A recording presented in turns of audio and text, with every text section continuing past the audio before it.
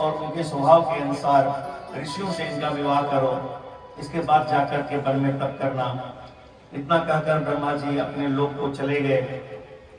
ब्रह्मा जी की आज्ञा को पाकर के कर्दम ऋषि ने अपनी 9 कन्याओं का विवाह ऋषियों के साथ कर दिया। कला नाम की जो कन्या थी उसका विवाह मरीचि ऋषि के साथ हुआ, जिनके पुत्र कश्यप हुए। दूसरी बेटी अनुसुईया का विवाह अत्रि ऋषि के साथ हुआ। श्रद्धा नाम की बेटी का विवाह अंगिरा ऋषि के साथ हुआ। हविर्भु नाम की कन्या का विवाह पुलह ऋषि के साथ। क्रिया का विवाह क्रतु ऋषि के साथ हुआ और ख्याति नाम की कन्या का विवाह भृगु ऋषि के साथ हुआ। अरुंधति का विवाह वशिष्ठ के साथ हुआ और अथर्वा नाम शांति नाम की कन्या का विवाह अथर्व ऋषि के साथ हुआ। इस प्रकार से 9 कन्याओं का विवाह हो गया। फिर वो संन्यास मार्ग की तरफ बढ़े और एक समय भगवान ने उन्हें दर्शन दिया और कहा कि हे मुनिवर, मैंने तुम्हें वचन तो दिया था कि तुम्हारे यहाँ अवतार होगा, मैंने अवतार को ले लिया है, मेरे ही अंश का अवतार तुम्हारे यहाँ है। और जो माता देवहूति को भी मोक्ष करा देगा और अब मैं तुम्हें संपूर्ण कर्मों के बंधन को छुड़ाने वाला आत्मज्ञान प्रदान करूंगा। इस प्रकार वो भगवान के लोक को प्राप्त हुए।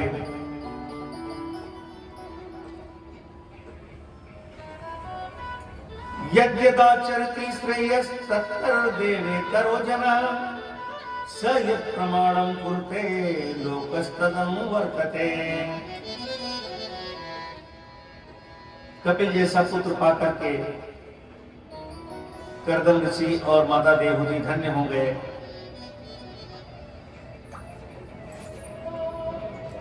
भजन करने के लिए वन में चले गए।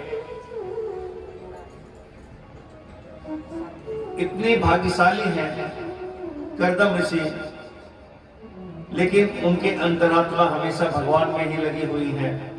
उन्हें इस बात का जरा भी लेश मात्र भी अहंकार नहीं है कि भगवान उनके यहाँ पुत्र के रूप में पधारे हैं। अपने अंतरात्मा से सभी के अंदर परमात्मा का दर्शन करते हैं। वासुदेवे भगवती सर्वज्ञे प्रत्यगात्मनि परेण भक्ति भावेन लब्धात्मा मुक्त बंधना। बोले कर्दम महाराज की जय।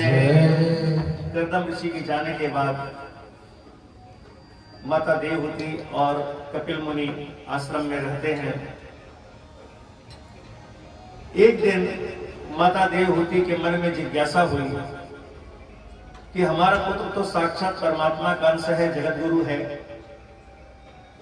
तो क्यों न इससे कुछ ज्ञान की बातें सुन ली जाए जिससे हमारा भी कल्याण हो। और अपने पुत्र से आकर जिज्ञासा करते हैं। तम त्वं गताहं शरणं शरण्यं शोभित्य संसार तरोः कुठारम् यासयाहं प्रकृते पुरुषस्य नमामि सद्धर्मविदां वरिष्ठम्। कि सब पुरुषों के परम धर्म को जानने वाले हैं परम श्रेष्ठ पुत्र, मैं प्रकृति पुरुष का ज्ञान प्राप्त करने की इच्छा से तुम्हारे समक्ष उपस्थित हुई हूं और आप तो स्वयं भगवान हैं। हे शरणागत वत्सल, मैं भव बंधन से छूट जाऊं इसलिए तुम्हारे शरण में आई हूं। मुझे पितामह ब्रह्मा जी ने ये कहा था कि आप ही अपने आश्रित जनों के मोक्ष क्या साधन है। आप कृपा करके ऐसा उपदेश करें कि मैं संसार सागर से पार हो जाऊं। माता जी की इस प्रेममयी अति विनम्र अति विनय युक्त जिज्ञासा को सुनकर भगवान कपिल प्रसन्न हुए और कहने लगे, योग आध्यात्मिक पुंसाम मतो श्रेयसाय में अत्यंतो परितीर्यत दुःखस्य च सुखस्य च। कि हे माता जी, संसार से, संसारी बंधनों से छूटने के लिए सबसे श्रेष्ठ जो साधन है वो मैं आपको बता रहा हूं। आध्यात्म योग ही मनुष्यों के आंतरिक कल्याण का मुख्य साधन है। इसलिए मैं आध्यात्म योग का ही वर्णन कर रहा हूं, जिसको सुन करके, गुण करके, जिसमें स्थित होकर के प्राणी सब सुख और दुख दोनों प्रकार के द्वंद्वों से ऊपर उड़ जाता है। इसी प्रकार के बंधन उसे बांध नहीं पाते हैं। अब पहले ये बात आती है कि बंधन है क्या, कौन सा बंधन है, किस बंधन से छूटना है। रस्सी का बंधन हो तो मनुष्य चाकू से काट लेगा, कैंची से काट लेगा।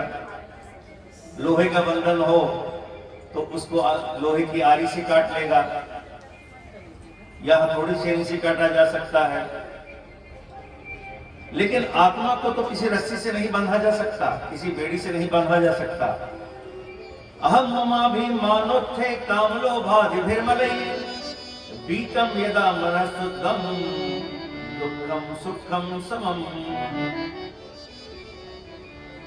उन्होंने कहा, माता जी, इस जीव के बंधन का कारण और मोक्ष का कारण दोनों ही मन है। मन एव मनुष्याणाम कारणम बंधन मोक्षयो द्वे पदे बंध मोक्षेति न ममेति ममेति च। आप कहिए कि ये मेरा है तो वो बंधन का कारण है, आप उससे बंध गए। और आप जिस दिन ये सोच लेंगे कि कुछ भी मेरा नहीं है, सब भगवान का है, वही मोक्ष का कारण है। तो मेरेपन का जो अभिमान होता है वही बंधन का कारण है। सब कुछ प्रभु का दिया हुआ है, ये जीवन, ये सांस, ये श्वास श्वास में कृष्ण भज वृद्धा श्वास जन खोय। श्वास श्वास में कृष्ण भज वृद्धा श्वास नहीं खोय। ना जाने किस श्वास की आवन हो या न हो, ना जाने किस श्वास की आवन हो या न हो। तो बंधन हर चीज का ही मेरेपन का होता है कि ये मेरा है, ये मेरा है। जब आप सब कुछ प्रभु का मान लेंगे तो कोई बंधन नहीं रह जाता। सब देने वाले भी वही हैं, सब लेने वाले भी वही हैं। और इतना ही नहीं, आप जो भोजन करते हैं उसको भगवान को निवेदित करके करिए, भगवान को भोग लगा करके, तो प्रसाद हो जाता है। वो भोजन नहीं रहता, प्रसाद हो जाता है। इतना ही नहीं, नया वस्त्र जब आप लाते हैं तो भगवान को पहले समर्पित करिए। नया आभूषण आप लाते हैं, ज्वेलरी बनवाते हैं, तो भगवान को पहले चढ़ा दीजिए कि तुम ही निवेदित भोजन करही, तुम ही निवेदित भोजन करही, प्रभु प्रसाद पट भूषण धरही। प्रभु प्रसाद पटे भूषण धरही। भगवान का प्रसाद ही मनुष्य को ग्रहण करना चाहिए। प्रसंग मजरम पासमात्मनः कवयो विदुः। आसक्ति, ममता, अपनापन किसी भी व्यक्ति के प्रति या किसी भी पदार्थ के प्रति अगर हो जाए तो यही बंधन है। और ये जितना पुराना होता है उतना मजबूत होते जाता है। रस्सी का बंधन तो टूट जाता है, पुराना होने पर रस्सी सड़ जाता है। लोहे का बंधन जंग लग के खत्म हो जाता है। लेकिन ये जो मन का बंधन है ये कभी खत्म नहीं होता, जितना पुराना होता है उतना गहराते जाता है। तो आसक्ति, ममता यही बंधन का कारण है। तो माता देवहूति ने प्रश्न किया, क्या ऐसी भी कोई चीज है या ऐसी कोई जगह है जहां आसक्ति का एक आधार हो जाए, एक ममता का सहारा भी मिल जाए और बंधन भी ना हो? तो कहा हाँ बिल्कुल है, ऐसी जगह है जहां आसक्ति हो, सहारा भी मिले और बंधन भी ना हो। तो कहा क्या क्या है? तो कहा कि वही आसक्ति, वही ममता, वही अपनापन अगर भगवान के प्रति हो जाए तो हमें मुक्ति के लिए किसी के दरवाजे को खटखटाना भी नहीं पड़ेगा। अपनेपन का आधार भी मिल जाएगा, भगवान से ममता भी मिल जाएगी। जो सहनशील हो, जो दयालु हो, जो तितिक्षु हो, तितिक्षु मतलब जो सहने की क्षमता रखता हो, सुखे दुखे समम कृत्वा, जो सुख दुख में एक समान हो कि ये भगवान की मर्जी है, भगवान की इच्छा से है, किसी भी परिस्थिति में व्याकुल मत हो, बेचैन मत हो, सब प्रभु की लीला समझो। तो यही लक्षण साधु का भी होता है। पर कसनी साधु सहे कहीरा कहे, कांच कथीर अधीर नर, कसे न उपजे प्रेम। खोद खाद धरती से काठ कूठ बन राय, दुष्ट वचन साधु सहे और से सहा न जाए। के बूंद अधात सहन गिर कैसे, हर के वचन संत सहजे से। के बसत हृदय जाके दया, राम ही पावत सोई। बसत हृदय जाके दया, राम ही पावत सोई। किंतु दया राम पावे दया, जब दया राम की होए। किंतु दया राम पावे दया, जब दया राम की होए। सब कुछ मिल जाता है, लेकिन मन में दया करुणा का भाव ईश्वर की इच्छा से ही होती है। दयालुता साधु का लक्षण है। और कहते हैं कि साधुआ खलु दृश्यन्ते त्रियक्योनि गतेषु की। पशु पक्षियों में भी कुछ साधु होते हैं। कैसे? जटायु, जटायु में परोपकार की भावना थी, तभी तो वो बिना पहचाने कि सीता जी कौन है, रावण लेके जा रहा था, उनको लगा कि रावण हरण करके ले जा रहा है। जटायु लड़ गए, युद्ध कर लिए बचाने के लिए सीता माता को, और रावण के द्वारा घायल होकर पृथ्वी पे गिर गए। तो पशु पक्षियों में भी दयालुता होती है, साधुता होती है। और कहते हैं कि आज तक ऐसा कोई व्यक्ति नहीं हुआ जिसका कोई शत्रु ना हो। हर व्यक्ति के शत्रु होते हैं। कैसे? आप बहुत अच्छा व्यवहार करते हैं, आप सबसे दोस्ती रखे हैं, सबकी मदद करते हैं, तो भी आपके शत्रु होंगे। अगर बाहरी शत्रु नहीं है तो आपके मन के भीतर वाले आपके शत्रु होंगे, क्योंकि अहंकार, क्रोध, ये सब भी तो मनुष्य के शत्रु हैं। प्रसन्नताम ज्ञान गताभिषेकस तथा नमले वनवास दुःखता, मुखाम्बुज श्री रघुनंदस्य में सदा सामंगल मंगल प्रदा। छोटी सी जो तालाब होती है या गड्ढे होते हैं छोटे मोटे, वर्षा में तो खूब भर जाते हैं, और लेकिन गर्मी में वही सूख जाते हैं, एक बूंद भी पानी नहीं रहता। तो कहते हैं कि मनुष्य का स्वभाव ऐसा नहीं होना चाहिए। कैसा होना चाहिए? समुद्र की तरह होना चाहिए, विशाल होना चाहिए हृदय, मन हृदय विशाल होना चाहिए। गर्मी में सूर्य नारायण की किरणें चाहे जितना भी जल समुद्र का वाष्पीकरण करके ले ले, लेकिन समुद्र कभी नहीं कहता कि मेरे पास पानी की कमी है। सावन भादों में नदियां बह करके अपना सारा पानी समुद्र में उड़ेल देते हैं, तब भी समुद्र नहीं कहता कि बस करो, अब मुझे पानी नहीं चाहिए। तो समुद्र की तरह ही मनुष्य को गंभीर और प्रशांत रहना चाहिए। यही साधु का लक्षण है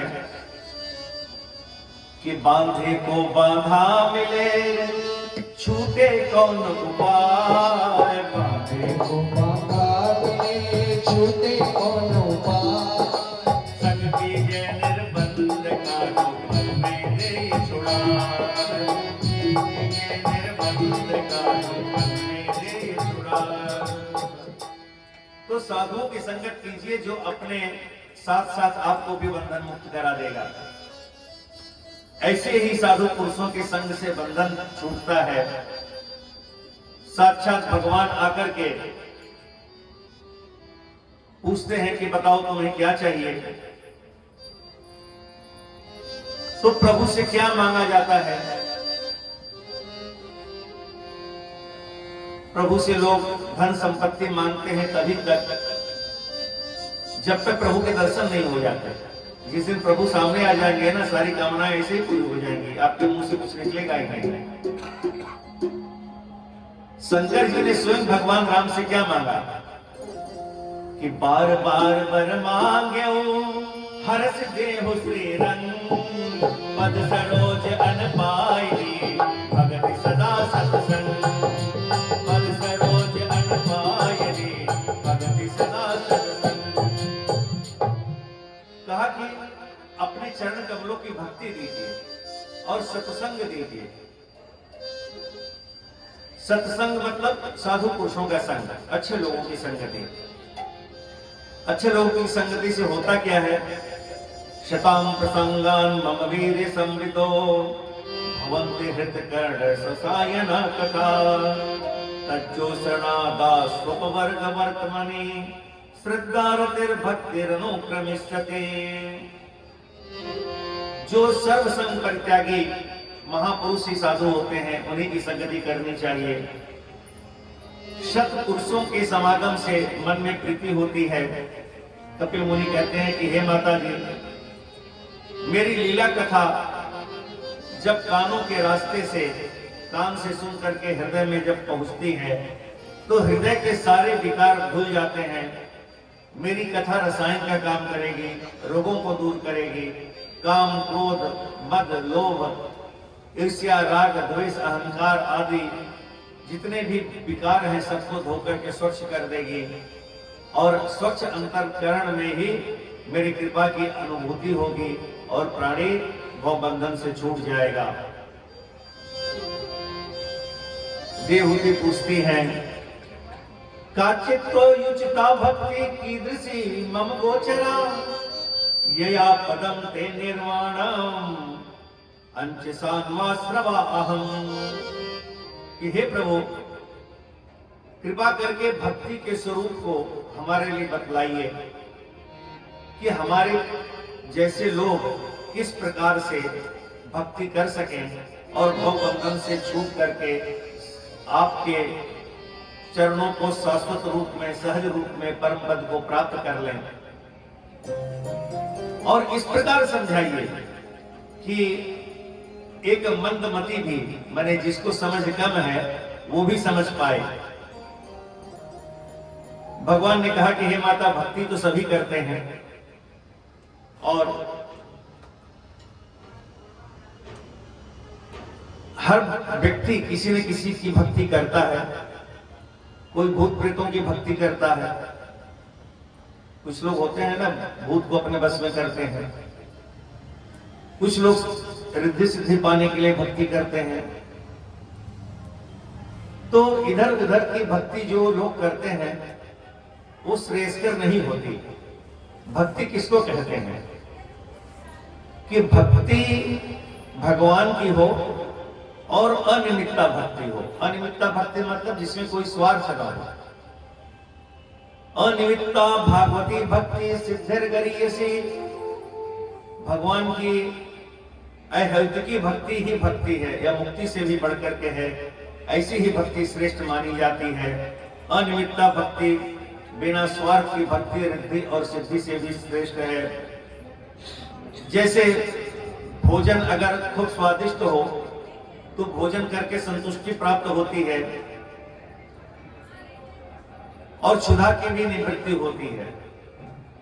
पेट भी भर जाता है और मन भी भर जाता है। हमारे त्रिपाठी जी को राबड़ी बहुत प्रिय है।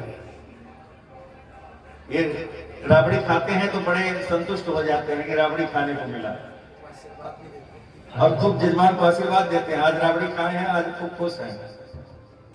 सुबह आकर के हमको बोले आचार्य जी चलिए राबड़ी खाया जाए।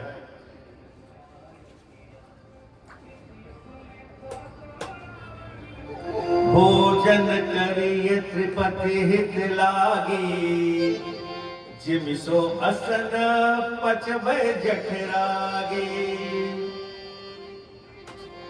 असि हरि भगति सुगम सुखदाई, को अस मूढ़ न जाहि सुहाई। जिस प्रकार भोजन से तृप्ति होती है और भोजन आसानी से पच जाता है तो स्वास्थ्य भी उत्तम रहता है, तो उसी प्रकार भगवान की भक्ति भी इतनी पावन, इतनी अच्छी होती है कि ऐसा ही कोई मूढ़ व्यक्ति होगा जो जिसको भक्ति अच्छी नहीं लगेगी। कर्दम ऋषि कपिल मुनि ने कहा कि हे माता, इस तरह की भक्ति जिसको प्राप्त हो जाती है, नैकात्मताम ते स्पृहंति केचित् मत्पात सेवा मृता मदीहा, ये अन्य तो भागवता प्रसज्य सभा जयंते मम पौरुषाणी। जो मेरी अहेतु की भक्ति को प्राप्त कर लेते हैं वे तो मेरी एकात्मता को भी पसंद नहीं करते, मतलब मुझमें लीन होना भी नहीं चाहते। वे मुझसे अलग रह करके मेरी सेवा करना पसंद करते हैं, मेरी चरणों की सेवा में प्रीति रखना और मेरी प्रसन्नता के लिए सारे कार्य करना। वे भक्त ही बड़े भागी होते हैं जो आपस में मिलकर मेरी ही चर्चा करते हैं, आपस में मेरी लीलाओं को गाते हैं। वे सायुज मुक्ति भी नहीं चाहते, वे सदा सर्वदा अरुण नयन एवं मनोहर मुखारविंद से युक्त मेरे परम सुंदर वरदायक दिव्य रूपों की झांकी करते हैं। आपने देखा होगा कि भगवान की कथाओं में या राम मंदिर का जब रामनवमी का जुलूस निकलता है तो लोग झांकी सजाते हैं ना भगवान की। ये भगवान को अत्यंत प्रिय होता है। कहते हैं कि मेरी झांकी को जो अपलक नेत्रों से निहारते रहते हैं, अपने कानों से मेरी कथाओं का रसपान करते रहते हैं, सुमधुर वाणी से मेरे ही नाम का कीर्तन करते हैं, मेरे रूप माधुर्य में ही उनका मन रम जाता है, वे मेरे ही आश्रय में रहने वाले मेरे भक्तजन किसी ऐश्वर्य की इच्छा नहीं रखते, जिनका एकमात्र प्रिय मेरी आत्मा, वही मुझे पुत्र रूप में, मित्र रूप में, गुरु रूप में, जैसे गोपियों ने भगवान को अपने मित्र के रूप में पसंद किया, अपने सखी के रूप में पसंद किया। तो कहते हैं कि तीव्र भक्ति यही है, और इसी तीव्र भक्ति योग के द्वारा मन बुद्धि को मेरे चरण कमलों में स्थिर करके परम आनंद में मेरे भक्त ही निमग्न अगर हो जाएं तो उन्हें ही सच्चा भक्त कहते हैं। और जब मनुष्य अपने मन को, बुद्धि को, चित्त को मुझे ही अर्पण कर दे, मुझे ही समर्पित कर दे, मय्येव मन आध्यत् सव मयि बुद्धिं निवेशय निवस्यसि मय्येव अत ऊर्ध्वं न संशयः। ये हे माता, जो अपने मन बुद्धि चित्त को अर्पण करके मेरे पारायण हो जाते हैं, मैं उन्हें भव संसार सागर से पार लगा देता हूँ। मनुष्यों के लिए सबसे बड़ी कल्याण प्राप्ति यही है कि तीव्र भक्ति योग के द्वारा उनका मन मुझ में लगकर स्थिर हो जाए और फिर मेरा अस्त्र मृत्यु रूप महाभय से भी छुटकारा दिला देता है। बोलिए वृंदावन बिहारी लाल की जय। सुबह शाम या दोपहर नाम यही लीजिए, सुबह शाम या दोपहर नाम यही लीजिए। राधे राधे राधे राधे राधे राधे कीजिए, राधे राधे राधे राधे राधे राधे कीजिए। सुबह शाम या दोपहर नाम यही लीजिए, सुबह शाम या दोपहर नाम यही लीजिए। राधे राधे राधे राधे राधे राधे कीजिए, राधे राधे राधे राधे राधे राधे कीजिए। राधे नाम का रस प्याला भर भर के पीजिए,